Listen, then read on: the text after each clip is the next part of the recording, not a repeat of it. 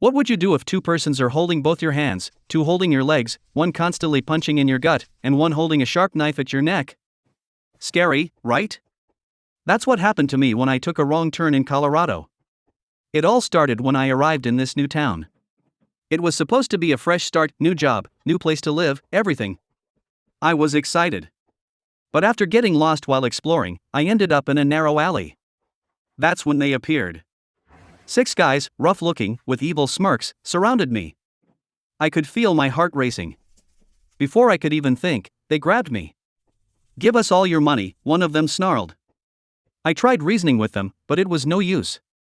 Punches started raining down. I fought back, but it was like hitting walls. They were too strong, and there were too many. Then the knife came out, pressing against my neck. One wrong move, and it would have been over. I thought that was it. One guy was ready to unalive me, but one of the others stopped him. "We don't need him dead, just take everything." They emptied my pockets, wallet, phone, keys, even my shoes. Everything. I tried pleading again, but they ignored me. Once they were done looting me, they tied me up with some old rope they found nearby.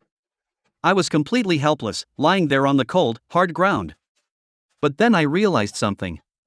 My Samsung Galaxy Watch, it was still on my wrist. They hadn't taken it. Probably thought it was just a regular watch. My mind started racing. Could I use it to call for help? The thought gave me a shred of hope. Carefully, without drawing any attention, I tried to navigate my watch while the robbers argued amongst themselves. My heart was pounding. I could barely move my hands, but after what felt like forever, I managed to get to the emergency call feature. I dialed 911, whispering as quietly as I could, "Help, robbers, tied up." It wasn't much, but it was all I could say without them noticing. As I lay there, one of the robbers walked back toward me. I quickly turned off the voice call, praying they hadn't heard me. But then, I heard something in the background of the call before I hung up, one of the robbers talking loudly. Maybe the 911 operator heard him too. I could only hope they understood what was happening. Minutes felt like hours. I was terrified the robbers might figure out I had called for help. They were still talking, pacing, and deciding what to do with me. I kept thinking about that guy with the knife. My gut ached from the punches, and I felt like my ribs might be broken. But I knew I had to hold on. Just a little longer. Then, in the distance, I heard something, sirens. It was faint at first, but they were getting closer. The robbers didn't seem to notice at first, but as the sound grew louder, their conversation turned tense.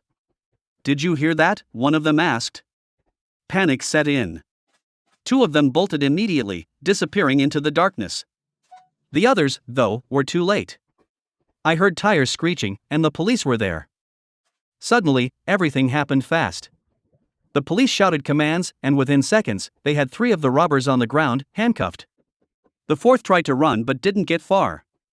They found me tied up and hurt, but alive. "Thank you," I mumbled to the officers as they helped me up. My belongings were gone, but I still had my life, and all because of that watch. If they had taken it, who knows what would have happened. 2 of the robbers had gotten away, but for now, I was safe.